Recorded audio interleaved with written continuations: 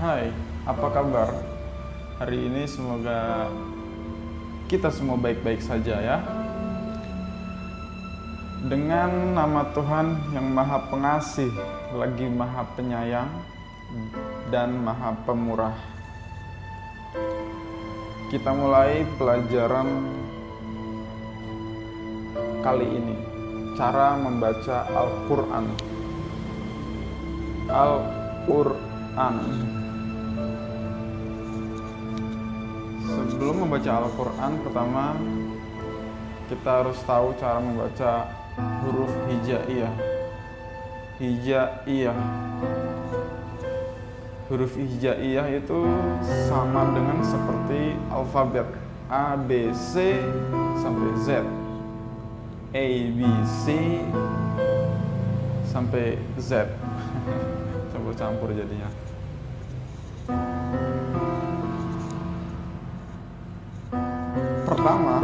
Huruf pertama adalah alif. Ingat, alif. F, bukan F, bukan alif, tapi alif. Dari mulut terbuka, keluarkan udara dari mulut sembari tempelkan gigi bawah ke bibir atas. Alif. Alif. Ya, lidahnya dimainkan. Alif seperti L, alif. Mainkan lidahnya. Ingat ya, alif. Tempelkan gigi bawah ke bibir atas. Alif. Kalau bisa bilang alif, bisa ucapkan alif, berarti bisa ucapkan F. Bisa ucapkan nantinya huruf fa. Alif dan fa itu gigi atas dengan bibir bawah. Maaf, bukan sebaliknya. Alif dan fa gigi atas dengan bibir bawah. Alif, gitu ya. Huruf yang kedua adalah ba. Ba. Dari mulut bibir tertutup, ba dibuka. Jadi ba. Kemudian ta. Ta. Lidah. Ta. Lidahnya di antara dua gigi lalu sambil dibuka mulutnya. Ta.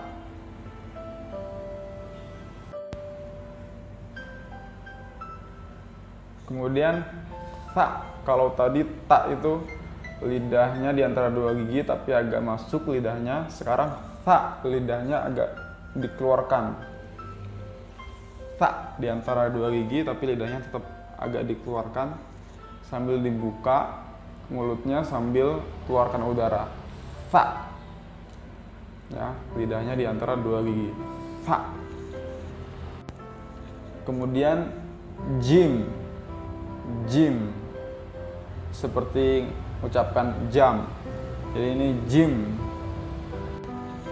Kemudian ha. Ha. Keluarkan udara dari tenggorokan.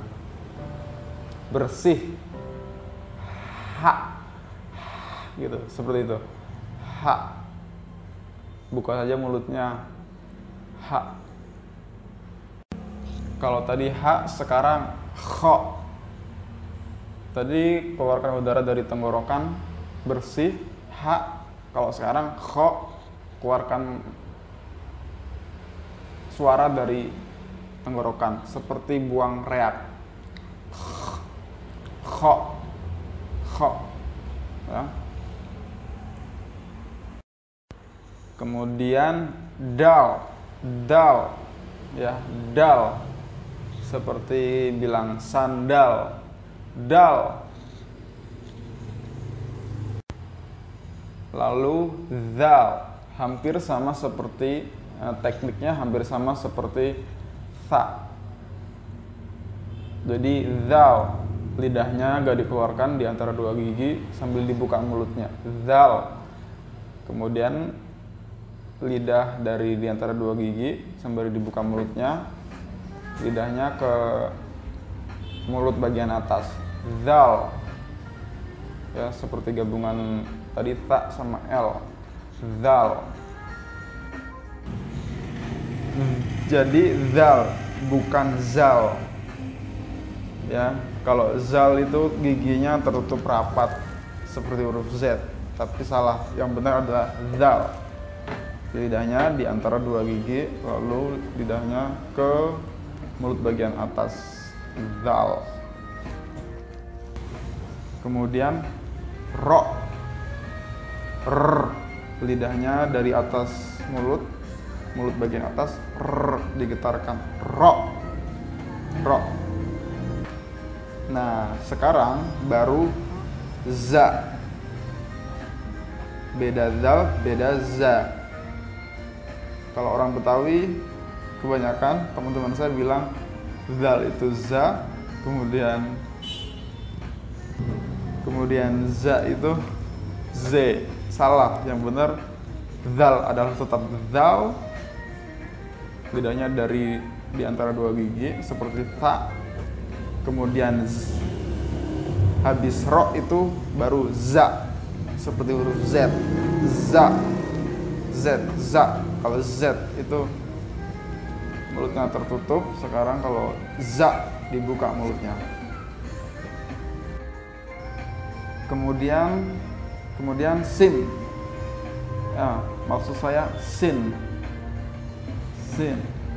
Gabungan S dan N. Seperti bilang sim, cuman M-nya diganti N. Sin. Lalu shin. Seperti busa ayam. Shin. Lalu shot, agak manyun mulutnya. Shot. Dari agak manyun, lidahnya kemudian di antara dua gigi, shot. Tapi lidahnya agak ke dalam, shot. Seperti SOT, shot. Bukan shot. Ya, hampir sama sih sebenarnya, shot. Tapi mulutnya agak manyun, lebih sempurna, shot. Kemudian dot. Lidahnya di antara dua gigi, tapi agak masuk lidahnya sambil keluarkan udara, cuman sebelum dikeluarkan udaranya ditahan di dua pipi.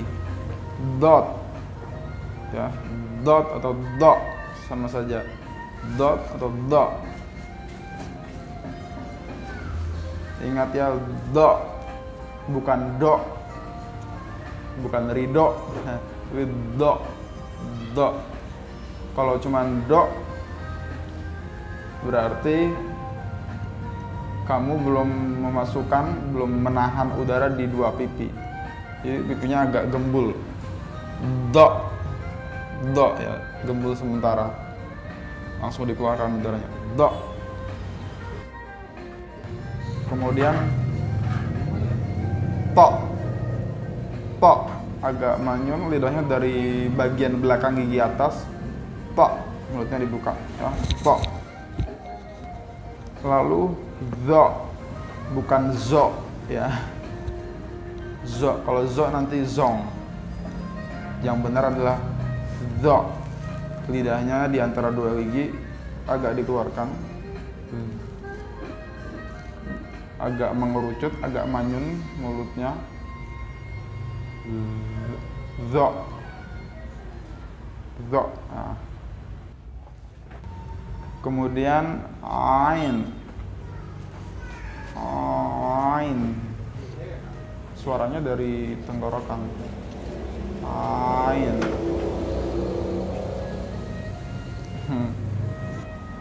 Ain. Bukan ain. Kalau ain nanti seperti alif malah awalnya, tapi ain. Kalau orang Jawa kurang tepat juga, pengucapannya malah jadi ngain. Itu juga kurang tepat. Yang benar adalah ain. Jadi ain ya, bukan ain. Kalau ain itu tenggorokannya biasa aja, tapi kalau ain tenggorokannya kita seperti agak ditekan, agak apa ya, agak keluar urat dikit. Ain. Jadi nantinya bukan au, a'udzubillah, tapi au, ya itu ain bukan alif, tapi jadi a'udzubillah. Kalau kata orang Betawi kayak orang gerendeng, atau kayak suara sapi ya. Seperti suara apa menurut kamu? Ain. Kalau baca huruf Arab yang di bahasa Indonesia kan, ya tulisan Arab yang di bahasa Indonesia kan itu berbeda antara kalau alif itu biasa aja alif, tapi kalau ain sebelum huruf A itu depannya pasti dikasih tanda kutip yang tunggal. Tanda kutip tunggal. Kalau tanda kutip kan dua, ada yang tanda kutip tunggal baru tulis huruf A. Itu dibacanya ain, ya. Kemudian ghain. Suaranya seperti dari dada. Ghain. Kamu belajar apaan? Ghain. Suaranya dari dada dan juga gabungan seperti buang reak, cuman nggak terlalu seperti cuman ghain, ghain, ya seperti buang reak, agak ringan. Ghain, ghain, bukan khoin tapi ghain, ghain, bukan goin juga. Kalau goin itu jadinya seperti gunung Gobi atau gaib, bukan, tapi ghain hampir seperti buang reak yang ringan digabung dengan suara dari dalam dada. Ghain. Kemudian huruf selanjutnya adalah fa, seperti yang saya bilang di awal, fa, ya, bukan pa.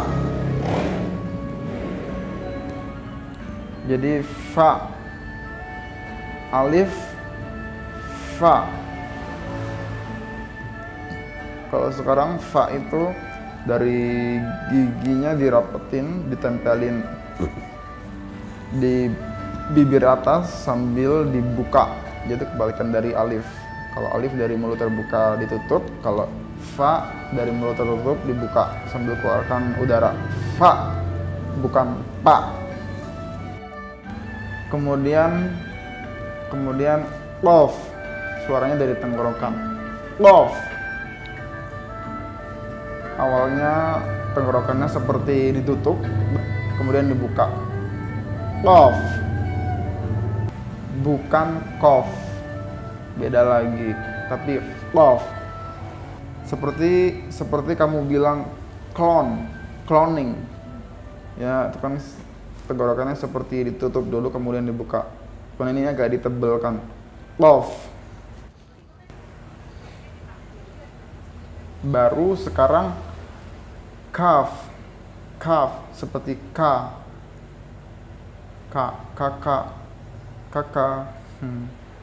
kaf, ya, gabungan antara kaf, suaranya dari tenggorokan, lebih ringan dari qaf tadi, tapi kaf.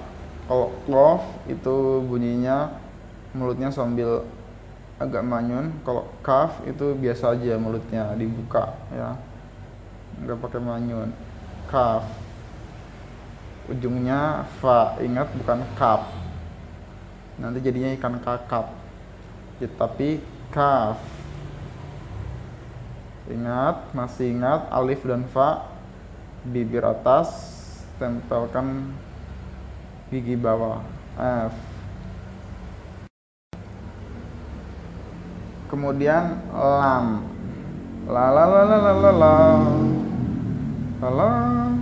lam, biasa aja ya. Kemudian hurufnya mim, mimbar, main, enggak ya, mim, biasa aja. Lalu huruf nun jauh di sana, atau Noah, Nuh, ya, nun. Kemudian wawu, atau seperti wahyu, ya. Wawu, seperti bilang Gunung Lawu. Gunung Lawu terkenal nggak ya? Wawu. Kemudian ha, ya, seperti ketawa, ha, keluarnya dari dada, ha. Kemudian selanjutnya lam alif. Lam alif itu gabungan dari huruf lam dan alif. Bentuknya, huruf paling bawah itu bentuknya seperti segitiga, lalu di atasnya seperti kumis atau apa ya. Lam alif, ingat lagi, alif, fa, ya. Lam alif. Hampir mendekati akhir. Kemudian setelah lam alif adalah hamzah, seperti hamzahas. Nah, tahu?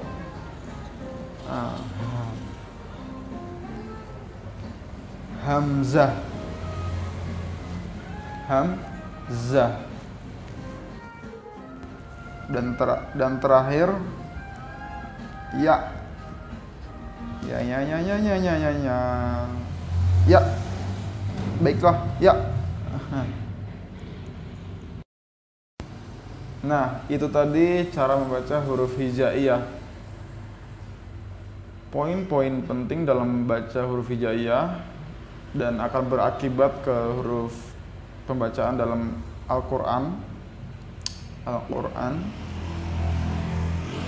Seperti yang saya bilang tadi di awal, beberapa suku di Indonesia, mungkin beberapa orang yang punya aksen tertentu agak kerepotan dalam beberapa huruf seperti alif, fa, tha, zal, za.